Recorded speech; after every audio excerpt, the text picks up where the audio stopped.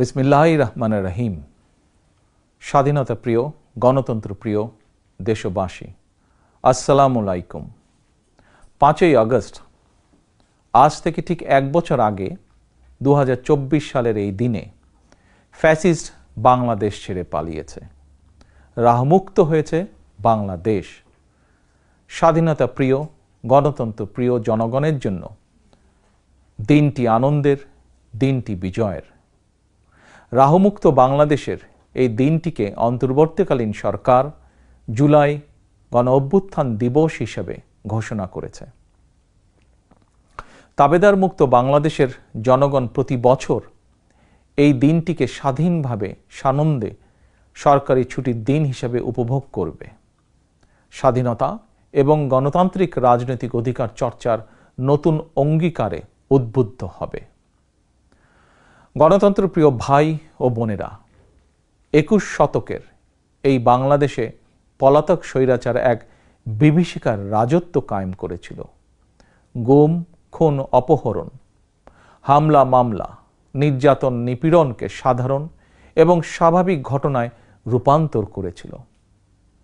এই ফ্যাসিবাদের বিরুদ্ধে 1.5 দশকেরও বেশি সময় ধরে চলা আন্দোলনের সময় বিএনপি সহ ভিন্ন দল এবং মতের গণতন্ত্রের পক্ষের শক্তির লাখো কোটি নেতাকর্মীর জন্য দেশকে নরকে পরিণত করে রাখা হয়েছিল।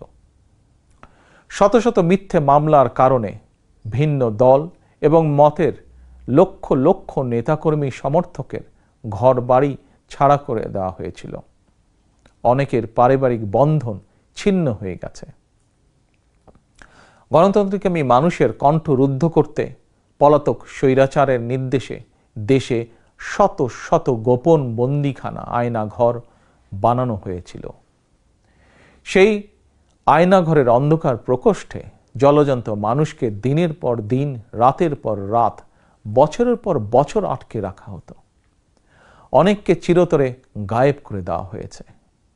বিএনপির সাবেক এমপি ইলিয়াস আলী কিংবা কমিশনার চৌধুরী আলমের আজও খোঁজ মেলেনি। বিচার বিভাগ, নির্বাচন কমিশন সহ দেশের সকল সাংবিধানিক বিধিবদ্ধ প্রতিষ্ঠানকে অকার্যকর করে দেওয়া হয়েছিল। সংবিধান উপেক্ষা করে মানুষের ভোটের অধিকার কেড়ে নিয়ে নির্বাচনী ব্যবস্থাকে প্রহসনে পরিণত করা হয়েছিল। দেশকে চিরতরে তাবেদার রাষ্ট্রে পরিণত করতে দেশের শিক্ষা ব্যবস্থাকে বিনষ্ট করার সকল আনুষ্ঠানিকতা প্রায় চূড়ান্ত হয়ে গিয়েছিল।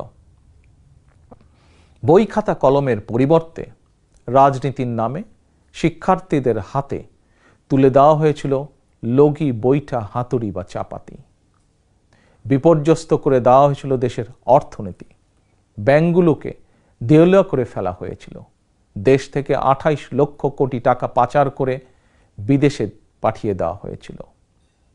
অন্যায়, অনিয়ম, অনাচার, দুরাচার, লুটপাট দৈনন্দিন চিত্র হয়ে উঠেছিল। দেশে প্রতিষ্ঠিত করা হয়েছিল ব্যক্তিতন্ত্র। তবে শেষ রক্ষা হয়নি দেশের সকল শ্রেণী পেশার মানুষ, ছাত্র জনতা, কৃষক, শ্রমিক, রিক্সা চালক, মুঠে মজুর, গার্মেন্টস কর্মী, হোটেল রেস্তোরাঁ কর্মী, পরিবহন শ্রমিক, সাংবাদিক, বুদ্ধিজীবী, সংস্কৃতি কর্মী, গৃহবধূ, নারী, শিশু, এমনকি আমাদের মায়েরা সকলেই ঐক্যবদ্ধ হয়ে জুলাই আগস্টের গণ অভ্যুত্থানে রাজপথে নেমে এসেছিলেন। গণ অভ্যুত্থান দমনে হেলিকপ্টার থেকে গুলি করেও মানুষ হত্যা করা হয়েছিল। এমনকি কোলের শিশুটি পর্যন্ত রক্ষা পায়নি। শহীদ আবু সাইদ, ওয়াসিম, মুগ্ধ, আমাদের এইসব সাহসী সন্তানদের বুকে গুলি করে হত্যা করা হয়েছে। শুধুমাত্র 2024 সালের জুলাই আগস্টের গণ অভ্যুত্থানে 1,500-এরও বেশি মানুষ শহীদ হয়েছেন। ছাত্র জনতা, কৃষক, শ্রমিক, নারী, শিশু, বৃদ্ধ, সাংবাদিক, শ্রমজীবী, পেশাজীবী, ফ্যাসিস্টের গুলির নিশানা থেকে কাউকেই রেহাই দেওয়া হয়নি। এই অভ্যুত্থানে আহত হয়েছেন কমপক্ষে 30,000 মানুষ। হাত পা, শরীরের অঙ্গ প্রত্যঙ্গ হারিয়ে আমাদের শত শত সন্তান, শত শত ভাই ও বোনেরা চিরতরে পঙ্গু হয়ে গিয়েছেন, কিংবা চোখ হারিয়ে আজীবনের মতন অন্ধ হয়ে গিয়েছেন বহু মানুষ। এজন্যই আমি বলি, 1971 সাল ছিল স্বাধীনতা অর্জনের যুদ্ধ, আর 2024 সাল ছিল স্বাধীনতা রক্ষার যুদ্ধ। 1971 সালে শহীদ মুক্তিযোদ্ধাদেরকে বাংলাদেশ ভোলেনি। 24-এর গণ অভ্যুত্থানে শহীদদেরকেও বাংলাদেশ ভুলবে না। 71 সাল থেকে আজ পর্যন্ত দেশ এবং জনগণের স্বাধীনতা অর্জন, স্বাধীনতা রক্ষা, স্বৈরাচার এবং ফ্যাসিবাদ বিরোধী আন্দোলন, গণতন্ত্র পুনঃপ্রতিষ্ঠার আন্দোলন, এভাবেই ইতিহাসের প্রতিটি বাঁকে বাঁকে লাখো মানুষ হয়েছেন শহীদ। আজকের এই দিনে আমি আবারও সকল শহীদদের অবদানকে শ্রদ্ধাভরে স্মরণ করছি। আহতদের দ্রুত আরোগ্য লাভের জন্য আল্লাহর দরবারে প্রার্থনা করছি। প্রিয় দেশবাসী, দেশ এবং জনগণের স্বাধীনতা এবং অধিকার প্রতিষ্ঠার জন্য নিজের জীবন বিলিয়ে দিয়ে শহীদগণ আমাদেরকে ঋণী করে গেছেন। এবার শহীদদের প্রতি আমাদের ঋণ পরিশোধের পালা। শহীদ পরিবারের কাছে সমগ্র বাংলাদেশ ঋণী। দেশে জনগণের রাজনৈতিক এবং অর্থনৈতিক ক্ষমতায়ন নিশ্চিত করে সাম্য, মানবিক মর্যাদা, সামাজিক সুবিচার প্রতিষ্ঠার মাধ্যমে একটি ইনসাফ ভিত্তিক গণতান্ত্রিক মানবিক বাংলাদেশ গঠনের মাধ্যমেই আমরা শহীদদের প্রতি ঋণ পরিশোধ করতে পারি। স্বাধীনতা প্রিয়, গণতন্ত্র প্রিয় ভাই ও বোনেরা, একটি গণতান্ত্রিক বাংলাদেশ প্রতিষ্ঠার প্রথম এবং প্রধান রাজনৈতিক উদ্যোগ হচ্ছে জনগণের সরাসরি ভোটে জনগণের প্রতি দায়বদ্ধ, জনগণের কাছে জবাবদিহিমূলক একটি রাষ্ট্র এবং সরকার প্রতিষ্ঠা। জনগণের কাছে দায়বদ্ধ একটি সরকার প্রতিষ্ঠার জন্য বর্তমান অন্তর্বর্তীকালীন সরকার কাজ করছে। প্রিয় ভাই বোনেরা, বিগত 1.5 দশকের ফ্যাসিবাদী আন্দোলনের সঙ্গে স্বাধীনতা পরবর্তী 3-3.5 বছরের সময়কাল ছাড়া আর কোনো শাসনামলের তুলনা চলে না। সুতরাং আমি সবাইকে বিনীতভাবে আহ্বান জানাবো, হিটলারের নাৎসিবাদ সম্পর্কে যেমন কেউ গৌরব করে না, পলাতক ফ্যাসিস্ট এর শাসনকাল নিয়েও গৌরব করার কিছুই নেই। ডাকাতি করে কিছু সম্পদ চ্যারিটি করলেও জনগণের চোখে ডাকাত যেমন গ্রহণযোগ্য নয়, তেমনি অন্তর্বর্তীকালীন সরকারের ব্যর্থতা খুঁজতে গিয়ে কৌশলে পলাতক ফ্যাসিস্টদের পক্ষে সাফাই গাওয়াও তেমন গ্রহণযোগ্য হতে পারে না। যারা কৌশলে ফ্যাসিবাদী শাসনের সঙ্গে বর্তমান অন্তর্বর্তীকালীন সরকারের তুলনা করতে চান, তাদেরকে স্মরণ করিয়ে দিয়ে বলতে চাই, 5ই আগস্ট বাংলাদেশে যা ঘটেছে এটি শুধু বাংলাদেশ নয়, বিশ্বের ইতিহাসেও মনে হয় নজিরবিহীন। 5ই আগস্ট গণভবন ছেড়ে ফ্যাসিস্ট পালিয়েছে। সংসদ ভবন রেখে তথাকথিত সাংসদ পালিয়েছে। আদালত ছেড়ে প্রধান বিচারপতি পালিয়েছে। বায়তুল মোকাররম ছেড়ে প্রধান খতিব পালিয়েছে। ক্যাবিনেট ছেড়ে মন্ত্রীরা পালিয়েছে। ফ্যাসিস্টের দোসররা গা ঢাকা দিয়েছে।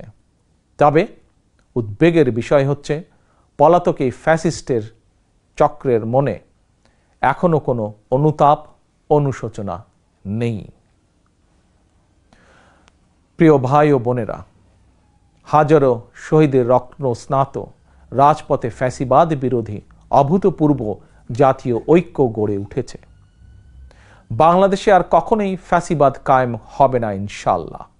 কাউকে গণতন্ত্র হত্যা করার সুযোগ দেওয়া হবে না। বাংলাদেশকে আর কখনোই তাবেদার রাষ্ট্রে পরিণত করতে দেওয়া হবে না ইনশাআল্লাহ। আমি মনে করি এসব প্রশ্নে জাতীয় ঐক্য বহাল আছে, থাকবে ইনশাআল্লাহ। ফ্যাসিবাদ মুক্ত বাংলাদেশে যার যার দলীয় আদর্শ এবং লক্ষ্য বাস্তবায়নের ক্ষেত্রে রাজনৈতিক দলগুলোর মধ্যে ইস্যুভিত্তিক ভিন্ন মত থাকবে। এটি বিরোধ নয়, বরং ভিন্ন মত। এটি গণতন্ত্রের সৌন্দর্য। তবে ভিন্ন মত কিংবা বিরোধের মাত্রা যেন ফ্যাসিবাদ, উগ্রবাদ, চরমপন্থার উত্থান কিংবা পুনর্বাসনের কারণ না হয়ে দাঁড়ায়, সে ব্যাপারে প্রতিটি রাজনৈতিক দল এবং গণতান্ত্রিকামী জনগণের প্রতি সতর্ক থাকার জন্য বিনীত আহ্বান জানাই।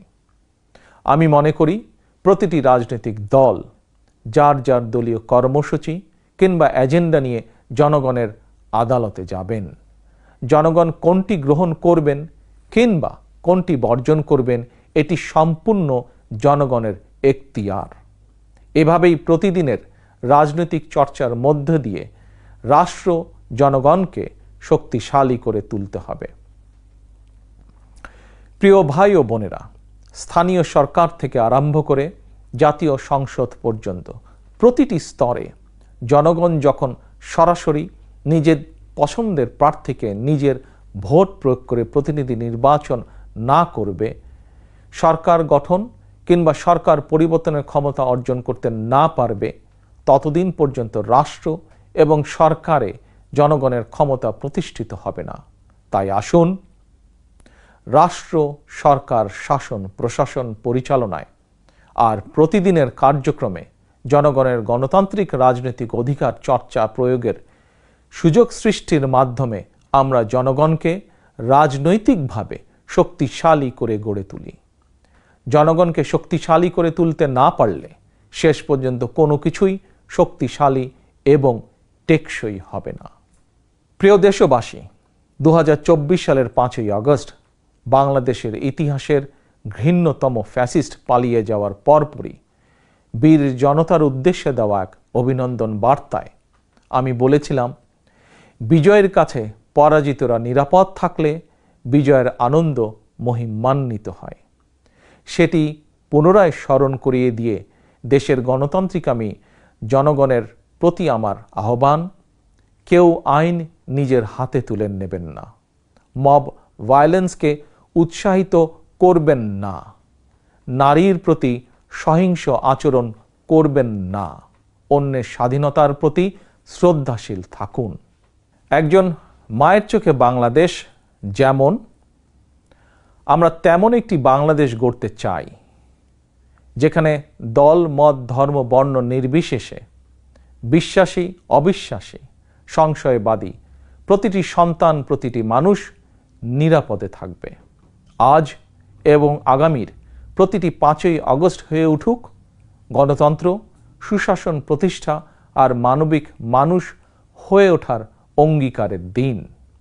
এই সুমহান অঙ্গীকার বাস্তবায়নের দীর্ঘ যাত্রায় আমি এবং আমার দল বিএনপি দেশের সকল গণতান্ত্রিকামী জনগণের সমর্থন এবং সহযোগিতা আশা করছি। আল্লাহ হাফেজ। বাংলাদেশ জিন্দাবাদ। বাংলাদেশ জাতীয়তাবাদী দল জিন্দাবাদ।